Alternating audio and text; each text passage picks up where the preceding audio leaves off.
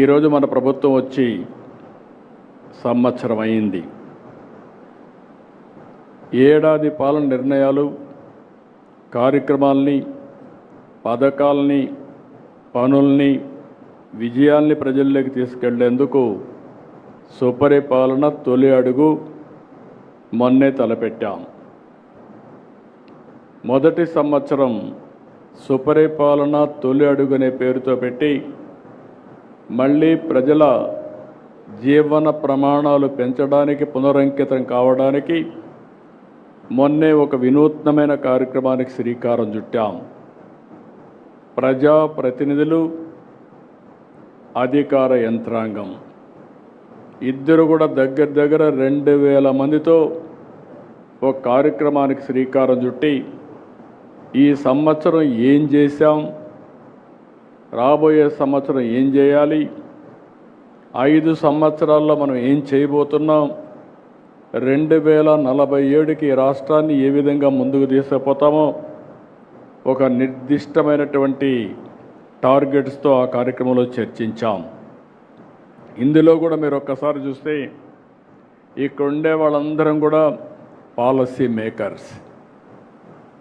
ఇటు శాసనసభలో చట్టాలు తేవాలన్నా, పార్లమెంట్లో చట్టాలు తేవాలన్నా ఇక్కడ మనకు ఒక ప్రత్యేకత ఉంది. ఇక్కడ అసెంబ్లీలో మనం ఒకసారి చూస్తే మనం ఒక ఎన్డీఏ గవర్నమెంట్లో ఉన్నాం, కూటమి ప్రభుత్వం ఉంది. ఈ కూటమి ప్రభుత్వంలో మెయిన్ పార్టీ తెలుగుదేశం పార్టీ, ఇంకొక పక్క జనసేన, అదే మరిగా బీజేపీ ముగ్గురం కూడా ఉన్నాం. ఈ ముగ్గురు 3 పార్టీలు కలిసి ఎప్పటికప్పుడు సమన్వయంతో ముందుకు పోతున్నాం. మనం అందరం ఒక్క విషయం గుర్తుపెట్టుకోవాల్సిన అవసరం ఉంది. 5 సంవత్సరాలు ఈ రాష్ట్రంలో అనేక ఇబ్బందులు పడ్డాం. ప్రజలు కూడా అనేక ఇబ్బందులు పడ్డారు. అడుగడుగున అణచివేసే ధోరణితో ముందుకు పోతే మనం అందరం కలిసి ఆ రోజు నేను కానీ, పవన్ కళ్యాణ్ గారు కానీ, బీజేపీ కానీ అందరం కలిసి విధ్వంసం నుంచి మళ్ళీ వికాసం వైపు రాష్ట్రాన్ని పునర్నిర్మాణం చేస్తామని చాలా స్పష్టమైన హామీ ఇచ్చాం. దీన్ని నమ్మారు. నమ్మడమే కాదు, నేను రాజకీయాల్లో చూస్తే తెలుగుదేశం పార్టీ అనేక సందర్భాల్లో ఒక దిగ్విజయాల్ని సాధించాం.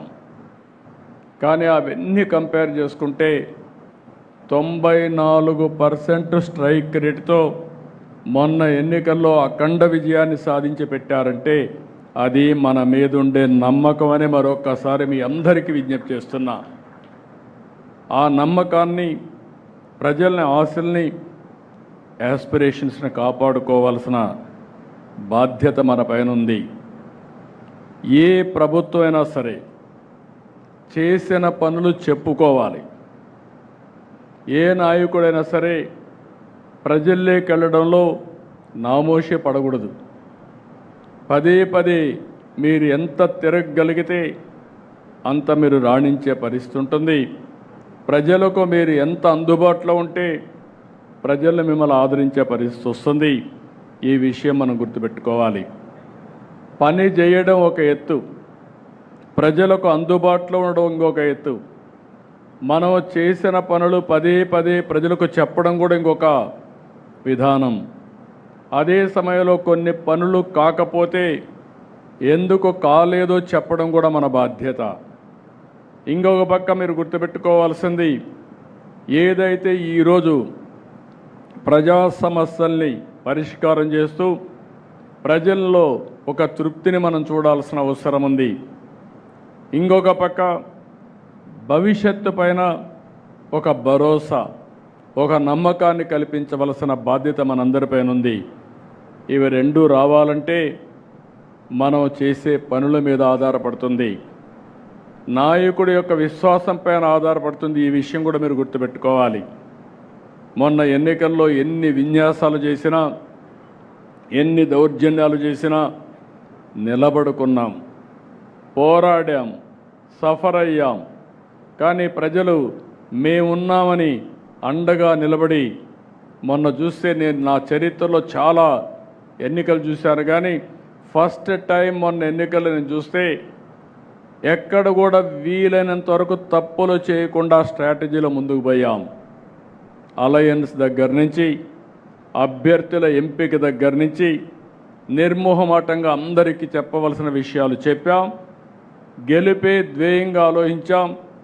అందుకే మీరు ఒక్కసారి చూస్తే మొన్న ఎన్నికల్లో దగ్గర చాలామంది కొత్త వాళ్ళు, పార్లమెంట్ అయితే మెజారిటీ కొత్త వాళ్ళు, అసెంబ్లీ కూడా మెజారిటీ కొత్త వాళ్ళు, ఫస్ట్ టైం వచ్చిన వాళ్ళు చాలామంది వచ్చారు. రెండోది మీరు చూస్తే సోషల్ రీఇంజనీరింగ్ చేశాం. రాష్ట్రంలో మొట్టమొదటిసారిగా జనాభా దామాషా ప్రకారం అన్ని మతాలకి, అన్ని కులాలకి, ప్రత్యేక అన్ని ప్రాంతాల్లో న్యాయం చేయాలనుకున్నాం. న్యాయం కూడా చేశాం. ఇవన్నిటి వల్ల ప్రజల్లో ఒక విశ్వాసం పెరిగింది. ఆ విశ్వాసం మొన్న ఎన్నికల్లో బ్రహ్మాండంగా వచ్చే పరిస్థితి వచ్చింది. ఓసారి గతాన్ని కూడా గుర్తుపెట్టుకోవాలి. తెలుగుదేశం పార్టీ ఎప్పుడు పనులు చేయక ఓడిపోలేదు. 2000 మన పార్టీ పెట్టినప్పటి నుంచి ఈ రాష్ట్రానికి సంక్షేమం అందించిన పార్టీ, సంక్షేమాన్ని ఏ విధంగా చేయాలనో చేసి చూపించిన పార్టీ తెలుగుదేశం పార్టీ. ఆ నాయకుడు నందమూరి తారక రామారావు గారు అనే విషయం మనం గుర్తుపెట్టుకోవాలి. ఒకప్పుడు పరిపాలన అంటే రెగ్యులేటర్ అనుకునే పరిస్థితి నుంచి పరిపాలనకు డెఫినేషన్ మార్చిన పార్టీ తెలుగుదేశం పార్టీ.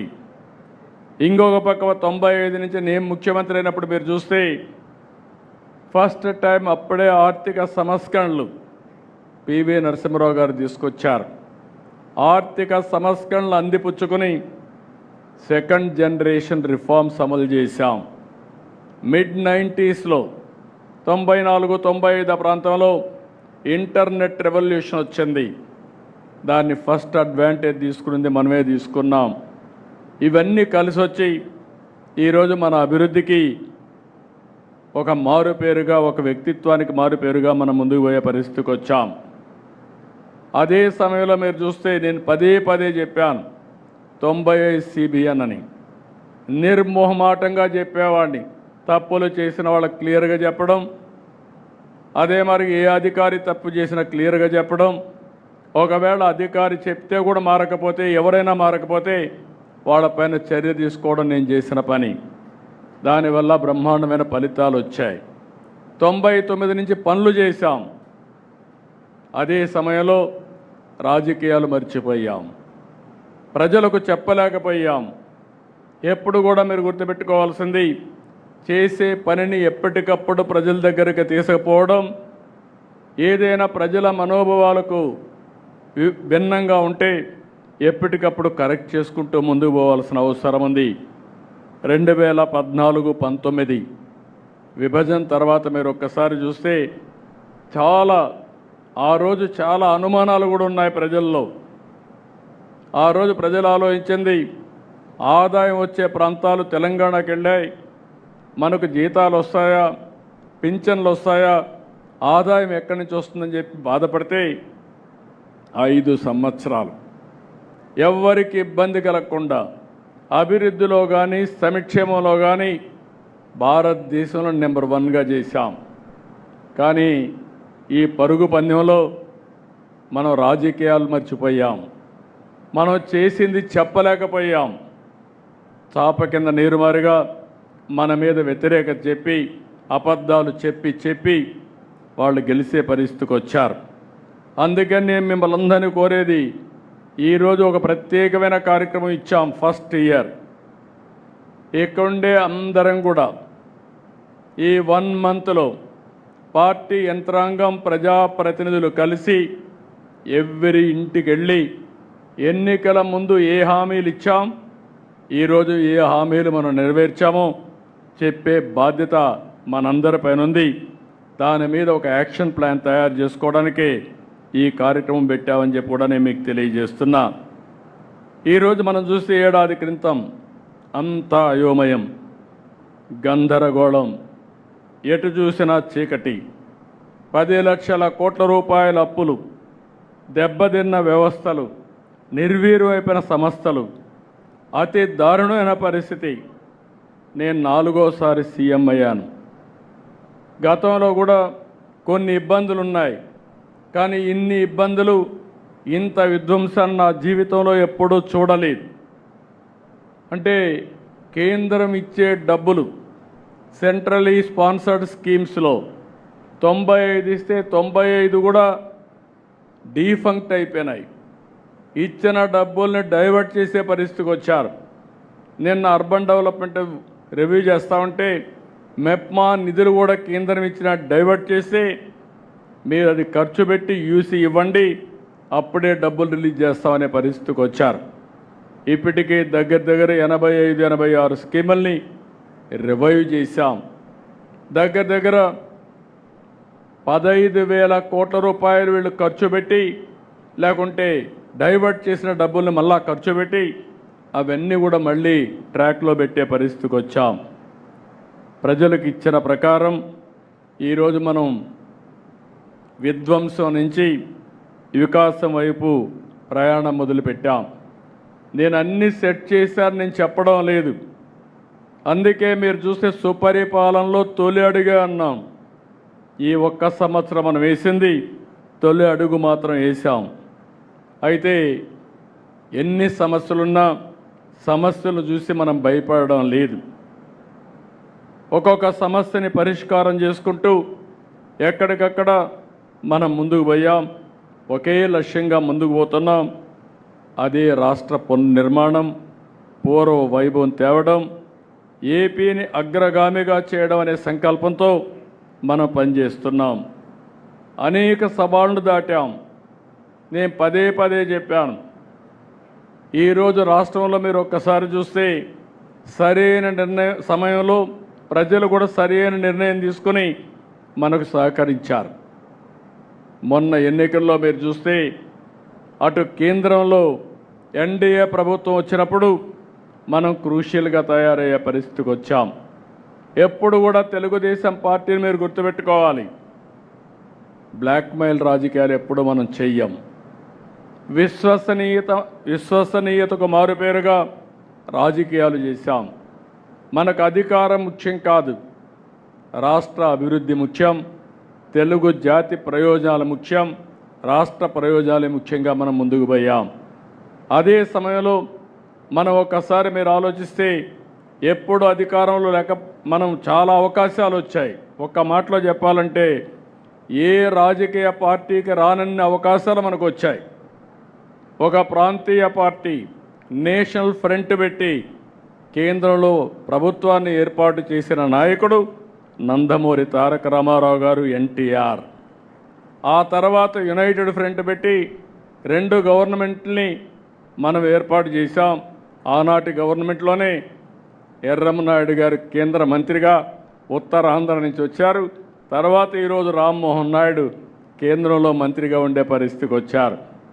అదే సమయంలో మీరు ఒకసారి ఆలోచిస్తే ఎన్డీఏ 1, వాజ్పేయి గారి గవర్నమెంట్, ఆ రోజు మెజారిటీ సభ్యులు, సుస్థిరమైన ప్రభుత్వానికి తెలుగుదేశం పార్టీ కూటమిలో భాగస్వాములై చిత్తశుద్ధితో పనిచేశాం.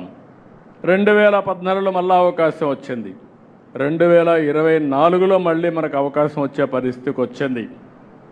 కేంద్రంలో ఎప్పుడు అవకాశాన్ని వచ్చినా మనం ఆ అవకాశాన్ని రాష్ట్ర అభివృద్ధి కోసమే ఉపయోగించుకుంటున్నాం. ఈరోజు కానీ కేంద్ర ప్రభుత్వం కానీ సహకారం లేకపోతే వెంటిలేటర్ పై నుండే రాష్ట్ర ఆర్థిక పరిస్థితిని బయట తీసుకొచ్చే పరిస్థితి కూడా లేదు. వారు సహకరించారు. దాంతో ఒక్కొక్క సమస్యని పరిష్కారం చేసుకుంటూ ముందుకు పోతున్నాం.